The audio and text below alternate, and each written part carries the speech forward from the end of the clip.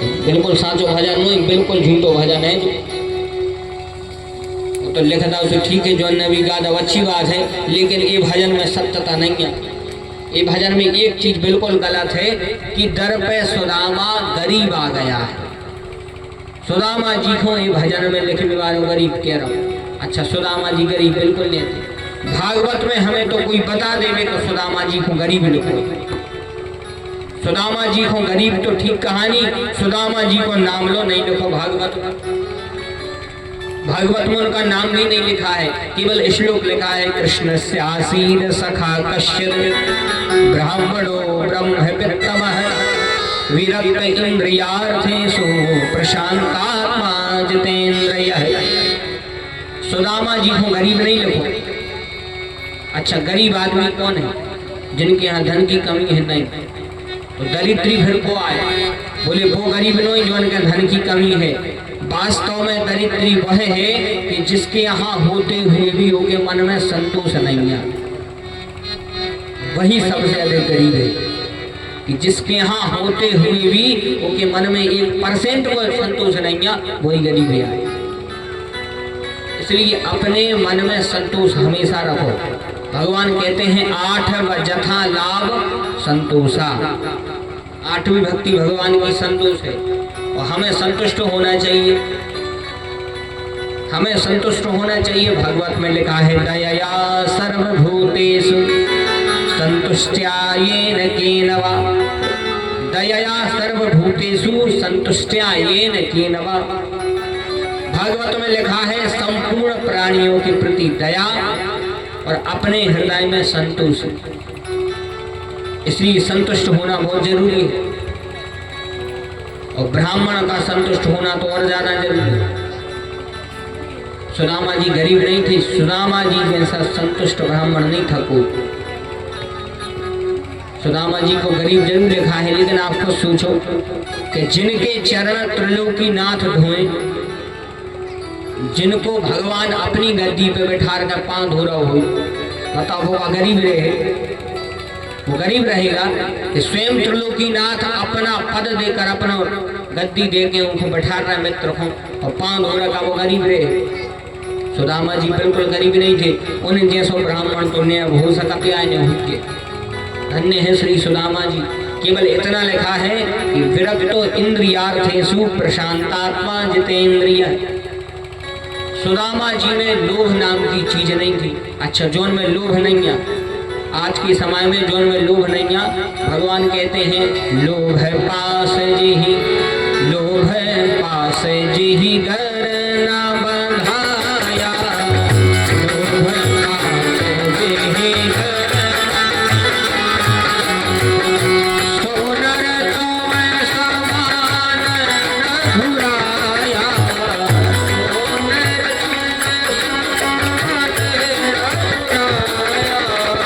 सोनर तो मैं समान न घुराया,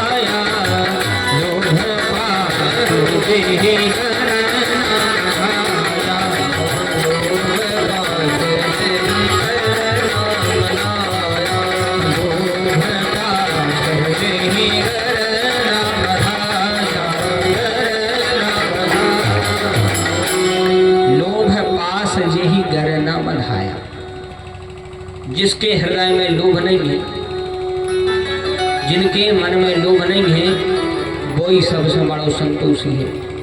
अच्छा, लोभ क्या है? लोभ क्या है? लोभ बड़ी खतरनाक चीज है भैया। लोभ बहुत खतरनाक चीज है। एक तनक सी कथा याद आ गई, हम सुनाई दे रहे, जल्दी जल्दी सुना दे रहे। एक बार की बात है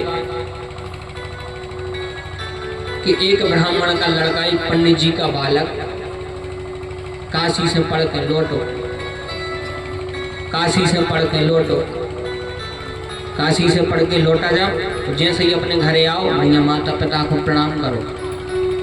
माता पिता को प्रणाम किया, प्रणाम करके बोला, पिताजी हम पढ़ाए हैं, बढ़िया पूरी पंडिताई सीख ली है, अब आज से आपके साथ पंडिताई करेंगे। तो पिताजी बोले, बेटा पूरी सीख गए? बोले हाँ। बिल्कुल पूरी सीख गए? बोले हाँ। तो बोली एक प्रश्न को उत्तर दो, फिर हम मान हैं कि तुम पंडिताई सीख गए। लड़का बोले पूछो। तो पिताजी बोले बेटा जा बताओ कि पाप के बाप को का नाम, पाप के बाप को नाम का है। अब मोड़ा जितनी किताबें ले आओ तो पूरी पलट के देखे मनो पाप को बाप ने मिले, पाप को बाप ने मिले क्या है। पूरी किताबें इन्हें अलट पलट के देख ली मगर पाप को बाप ने मिले। बड़ा परेशान होगा। पिताजी कहते हैं बेटा जब लो पाप को बाप को पता नहीं लगा रहे घरे नहीं निकाल दो मोड़ा का मोड़ा निकाल दो। पूरे नगरों में जो पता लगाए गए सबके तो जा जाके कि कहा भैया पाप को बाप पता है को आए, पाप को बाप को आए, पाप को बाप को आए, को नहीं पता तो पाप को बाप के आए। अच्छा हर जगह पूछ लो तो पता नहीं चले कि पाप को बाप आए। फिर एक जगह पहुंचो एक दूसरे गांव में, तो उस गांव में एक वेश्या का घर था। वेश्या का घर था। इन्हें देखो मकान बढ़िया बनो है जो चलोगा भीतर, भीतर चलो तो बाहर निकली। तो जैसे ही आई तो उसने कहा हाँ भैया कौन हो। इसने परिचय दिया कि हम अमुक ब्राह्मण हैं और पढ़ के आए हैं। तो बोली ऐसे काय को आए। बोले हमें एक प्रश्न को उत्तर जानने। बोले का। बोले जा बताओ पाप को बाप को आए। भाभी विदुषी थी, उन्हें सोची अब ऐसे नहीं बताए महाराज को हम लोग को साफ तय करके बता दें कि पाप को बाप के आए। तो वह बोली जा बताओ आप थक हार गए हो जो एक काम करो जल पी ले, पहले जल पी ले बढ़िया। उसके बाद बताना सुस्ता ले पसीना आ रहा और ठंडो हो जान दे, फिर हम बताए हैं पाप को बाप को आए। महाराज का बालक पंडित जी का बालक बोला पहले जा बताओ तुम माओ को, ऐसा हम तुम्हारे घर को जल नहीं पी सकते। पहले जा बताओ तुम को आओ अपना परिचय दे। उसने कहा मैं वेश्या हूँ। तो महाराज को लड़का बोलो तो हम फिर नहीं पी पाए। बताओ हम यज्ञ पवित्र होगा तुम्हारे पानी कैसे पीने, हम जनेऊ खंडित हो गए। उन्हें सोची महाराज पीले कछु नहीं है तो कौन नहीं देख रहा, कोई मौका पता चल के तुमने कहाँ को पानी पियो। पंडित जी को लड़का बोले नहीं जल तो नहीं पी। तो वेश्या बोली महाराज एक काम करो एक असरफी दे हैं, एक मुद्रा दे हैं, जल पी ले। जहाँ मुद्रा की कैसे पर महाराज को तरह मन बदलो। महाराज ने सोची अभी तो आ गए हैं जने बदल नहीं पर पानी मत पी ले। इनने पी लो जल। जल जब पियो जैसे ही जान लगी वह बोली महाराज एक काम करो अब आ ही गए हो तो भोजन न बना लो। लेकिन लगे तुम्हें मन से नहीं लग रही, एक तो तुम्हारे को जल पी लो अब भोजन की कह रही। कहने लगी महाराज बना ले तनक और मुद्रा बढ़ा दे और दक्षिणा दे दे। महाराज ने सोची अब जनेब तो बदल नहीं पारे भोजन नहीं बना ले। महाराज कहते ठीक है तो दूर घर दे सामान तुम्हें लेना आई क्यों हम भोजन बनाएंगे। तो बढ़िया जी भोजन बना लेके भाई आई। बोली महाराज हम तुम्हें परेशान हो वो नहीं देख सका, इसे एक काम करो जल पी लो है हम बना रहे भोजन जो करो नहीं। महाराज बोले नहीं। बोले महाराज तरफ और दक्षिणा बढ़ा है। महाराज ने सोची जने बदल नहीं पारे खावन दिखाया जा रहा। महाराज पर को खा भी तैयार से उसने भोजन बना दिया। जैसे ही भोजन बन गया जी उसका भोजन खाने को तैयार हो गया। भोजन करने जैसे ही तैयार है और बोली महाराज एक काम करो अब हमने बना भी लाओ है अब बनाओ आप खाई जाओ। तो एक काम करो आप जैसे परेशान नहीं हो हम खुद खुआ दे। महाराज बोले अब तो बिल्कुल इतनी ज़्यादा हो गई अब नहीं रह रहे तुम्हारे हैं हम नहीं कर रहे भोजन। अब बताओ बना कर दो तो कहाँ से हो। तो वह बोली तनक और दक्षिणा दे दे एक आध दो मोहरे बढ़ा दे बनो खा ले। नाराज न हो। महाराज ने सोची अब एक काम करो जने बदल नहीं पारे खा ली भाई जाना। वह बोली ठीक है। उसने बढ़िया और थोड़ा और जैसे ही महाराज ने खाबी के लाने मुँह खोलो उन्हें ऐसो झन्नाटेदार झापड़ा दो महाराज में। महाराज भूखा गए वृंदावन वे हरिलाल। महाराज मैया होगा। महाराज देखने लगे का हुआ बाबू महाराज पता चलो। बोले का बोले पाप को बाप को आए। अपनों को चली पता पाप को बाप को आए चली। कछु जने तो मुँह हला मन कछु के पल्ले नहीं पड़ रही। और बोली अबे पता चलो पाप को बाप को आए। महाराज कहते हैं वो पता चलो। बोली का? बोले पाप को बाप आए लोग।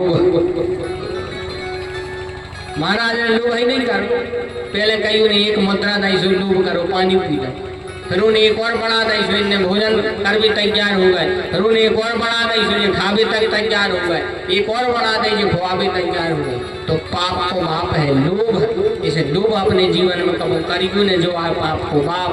लोभ है पास जेहि गरना बधाया, सोनर तुम समान रघुराया।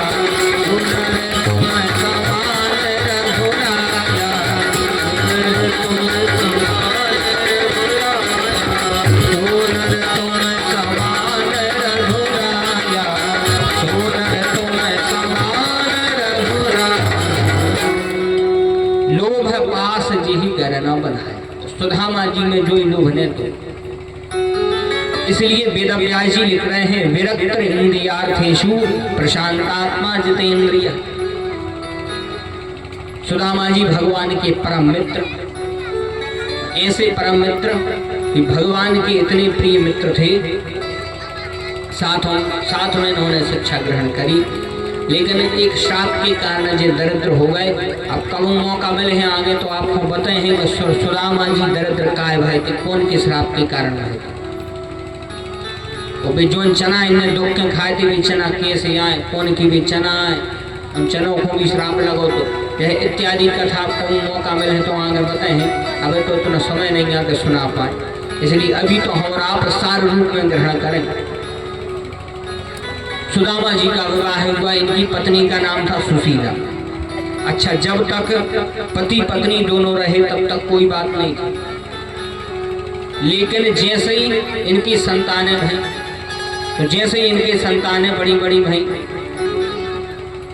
अब वह जब आसपास पड़ोस में जावे तो कहूँ खीर बन रही, कहूँ पूड़ी बन रही, बेबी रोके कहने लगे माँ अपने यहाँ खीर कब बनेगी। तब एक दिन इनकी पत्नी ने कहा कि स्वामी, हमने सुना है आपके एक मित्र हैं जिनका नाम है कृष्ण। तो सुदामा जी ने कहा तो क्या करें, कहा मांगने जाएं। सुशीला ने कहा मांगने मत जाओ। बोले फिर?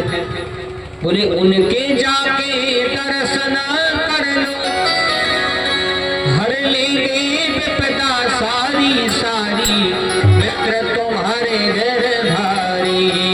वनमाली मोहन मित्र तुम्हारे गिरधारी, वनमाली कुंज बिहारी, मित्र तुम्हारे गिरधारी।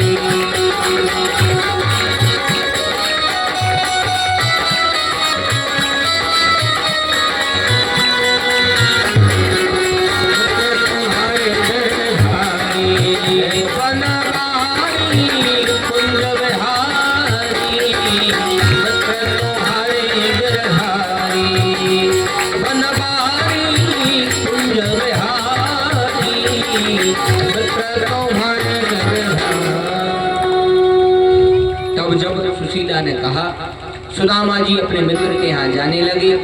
सुशीला ने 4 घर से थोड़े से चावल मांग के दिए। जो 4 घर से चावल मांगने के लिए गई, और जब चावल मिले तो एक बहुत फटे पुराने कपड़ा में वे चावल दे दे सुदामा जी को। बोली जाओ एक लेके आ जाइए मित्रों। सुदामा जी गए और जैसे ही भगवान के यहाँ पहुंचे, और जब द्वारपाल ने कहा भैया कौन हो, ने कहा हमारा नाम है सुदामा।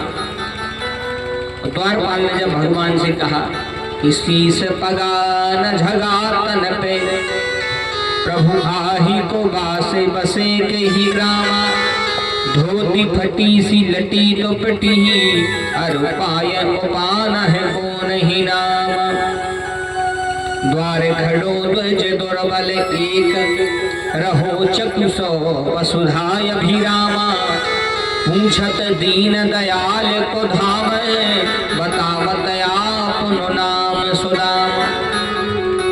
तो जैसे ही सुदामा जी का नाम सुना, तब नाम सुदामा सुनो कृष्ण तब, नाम सुदामा सुनो कृष्ण तब, नंगे पांव सिधाए हैं, कहूँ संपट गिरो, कहूँ पीताम्बर मित्र मित्र कहलाए। जैसे ही इन्होंने नाम सुना सुदामा, कन्हैया दौड़ के गए, अपने मित्र को हृदय से लगा लिया। बोलिए भक्तवत्सल भगवान की जय। भगवान ने सुदामा जी के हृदय से लगाया, महल में ला करके आए और भगवान ने अपनी गद्दी पर बिठाया। अब बताओ, अपनी गद्दी दे दी, कभी गरीब हुई, अब वो गरीब हुई का सुदामा जी, अपनी भगवान ने गद्दी तक दी थी सुदामा जी को। भगवान कह रहे हैं, ऐसे बेहाल बेबायन सोपग, कंटक जाल लगे पुनि जोए, हाय महा दुख पाए सखा तुम आए, इते न इते दिन खोए। देख सुदामा की दीन दशा, करुणा करके करुणा निधि रोए, पानी परात को हाथ छुओ नहीं, नैनन को जल सो पग धोए। भगवान ने अश्रु जल से सुदामा जी के चरणों को धोया। सुदामा जी से कह रहे हैं, मित्र काहे इतने दुख पाए, पास मेरे क्यों न आए, हमारे पास क्यों नहीं आए, इतने दुख क्यों पाए। तब सुदामा जी ने कहा, क्या बताएं मित्र, तुम्ही ने तो श्राप दिया था। तो भगवान ने श्राप क्यों दिया था, कैसे दिया था, बड़ी लंबी कथा है, अब इस समय उतना नहीं, आपको मिले है मौका फिर सुने। सुदामा जी का बढ़िया स्नान करवाया, और जैसे स्नान करवाया अब भगवान समझ गए कि हमारे मित्र कुछ लाए होंगे। सुदामा जी से भगवान कहने लगे, काय मित्र जा बताओ ब्याह होगा कि नहीं। सुदामा जी कहने लगे, कन्हैया कैसी बात कर रहे, मुंह में एक दांत नहीं बचो, तुम पूछ रहे ब्याह होगा। कन्हैया कहने लगे, अगर नहीं भाव तो फिर देखते कौन मोर का द्वारिका में डुकड़िया कौन मिल जाती। सुदामा जी बोले, तुम्हारी मजाक कर भी की आदत नहीं जे। कन्हैया बोले, जा बताओ यदि भाभी आ गई हैं तो उन्हें कछु भेंट रखी होती। सुदामा जी के लगे, भेंट बाकू धरी कहाँ भेंट, जाको भरे नाए पेट, है दरिद्र की चपेट, बाकू संग लायो आज। बोले बताओ कहाँ भेंट धरी होते। भगवान तो समझ गए, भगवान तो सब जानते हैं। भगवान समझ गए कि छुपा रहे हैं। भगवान ने धीरे से पाँव दबावो चालू कर, पैर दबाना भगवान ने चालू किया। तो जब तक पाँव दबाता रहे, एक पाँव दाब दब, जैसे ही दूसरों दबाने लगे, सुदामा जी उठ के बैठ गए। कहते कन्हैया एक ही पाँव दर्द हो रहा, दूसरों नहीं करा। कन्हैया कहते मित्र एक पाँव दबा के दूसरों छोड़ो नहीं जात। बोले काय नहीं छोड़ो जात। बोले हमने सुनी है कुत्ता काटा थे, इसे तुम्हें कुत्ता ने काटे, द्वारिका में भारी फिर रहा है। सुदामा ने कहा ठीक है, तो पाँव के दवाई को हाथ नहीं पिरा रहा है। कन्हैया बोली बिल्कुल। तो पाँव दबा दबा फिर हाथ दबा लग, जोन हाथ में दावे थे दाहिने हाथ में। सुदामा जी कहने लगे, डेढ़ो दाबी, दाहिनों ने दाबी, वो नहीं पिरा रही। तो भगवान ने डेढ़ो दाब दाब के दाहिने पे आ गए। अब जब दाहिने पे आ जोड़ के बैठ गए, कहते जब मना कर रहा है कि वो नहीं पिरा रहा, वो नहीं पिरा रहा, फिर काय दाब रहा है। सुदामा जी कहते ठीक है, तो एक काम करिए, कहते हथेली से लेकर घुटी तक दाब दियो, जो नहीं पिरा रहा तई दाब मिलते। भगवान ने जैसे ही हाथ दाब करके, जैसे ही भगवान ने झटका दिया तो वह चावलों की पोटली गिर गई। वह पोटली गिरी, पूरे चावल बिखर गए, सारे चावल बिखरे। भगवान बिल्कुल वही समय पे मुट्ठी भगवान ने भरी, वो चावल खा लिए। इति मुस्तिम सक्रद्रक्षा द्वितीयाहम जग्योपाददे, तावत् श्री जग्गरे हस्ते तत्परः परमेष्ठिनः। भगवान ने एक मुट्ठी खाई, एक मुट्ठी खाकर भगवान ने पूर्व त्रिलोकी को ऐश्वर्य नाम कर दो। और दूसरी मुट्ठी जैसे खाने लगे, तब तावत् श्री जग्गरे हस्ते, उसी समय लक्ष्मी जी ने हाथ पकड़ लिया। कन्हैया बोले कायदे दान देवे में हाथ पकड़ रहे, भूली को नहीं कि एक ब्राह्मणों ने ब्याह करवा है अपना। रुक्मणी मैया बोली प्रभु हाथ नहीं पकड़ रहे। बोले फिर? बोले जब आपको लग रहा हो कि आपकी भाभी की दी हुई भेंट आप खाओ, तो हमें तो सुई लग रहा, अपनी तो सुई जेठानी है, हमारी तो सुई जेठानी है, हमें तो सुई लग रहा हो कछु मिले जेठानी। तो भगवान ने मुट्ठी खोल ली, पूरे चावल बिखर गए, पूरे चावल होते ज्यों के त्यों बिखरे। अपन बेसरी होती सो ठीक कहानी 16,108 आती। तब एक जनों को पता चली, पूरी दौड़ लगा लेंगे, चलो चावल गिरे सो एक एक दानों बीन बीन के खान लगी। बेचारे सुदामा जी कोनिया में बैठे। सुशीला ने कही कि कहते जाके ये धन दे है ते का धन दे है ते परी भुखमारी कहते एक एक चावल बीन के मेरे कोटा सो खा रहे हैं। लेकिन धन्य है भगवान जिनको दर्शन की इच्छा, सुदामा जी को दर्शन दिए। और सुशीला को धन की इच्छा है, सुशीला जी को भगवान ने धन दिया, सुदामा जी को दर्शन दिए। जिसको जो इच्छा है सो भगवान ने पूर्ण करी। इस प्रकार सुदामा जी जब तक रहे भगवान का ध्यान किया, अंत में भगवान के धाम गए। बोली वृंदावन में हरि लाल की। यह था सुदामा चरित्र। इसके अंदर कलियुगी राजाओं की कथा। भगवान ने अपने आंखों के सामने अपने वंश का नाश करवाया और इसके बाद में सबसे पहले बलराम जी अपने धाम गए। इसके अनंतर भगवान भी अपने धाम गए। भगवान अपने शरीर को लेकर के आते हैं और शरीर को लेकर के जाते हैं।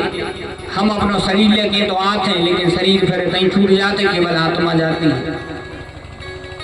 इस प्रकार भगवान ने सबसे पहले बलराम जी को धाम भेजा।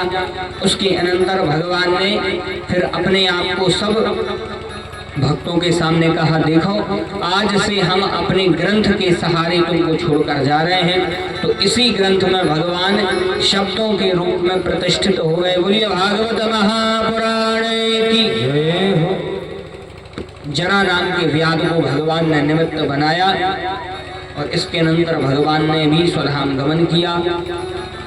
कलियुगी राजाओं की कथा है, नव योगेश्वर संवाद है। कथा तो बहुत विशद है, साधना में तो कथा पूरी हो ही नहीं सके। भगवान की कथा तो विशद है, यह तो केवल रूपरेखा है। भगवान ने स्वधाम गमन किया और इसके अनंतर 7 दिन की कथा परीक्षित ने सुनी। तो 7वें दिन उनको लेने विमान आए। अच्छा, कथा में तो यह भी लिखा है कि तक्षक के काटने से इनकी मृत्यु होती। तक्षक के काटने से परीक्षित की मृत्यु होने थी। लेकिन सुखदेव जी ने जैसे ही ये शब्द कहे कि परीक्षित आज हम अपनी वाणी को विराम देने जा रहे हैं।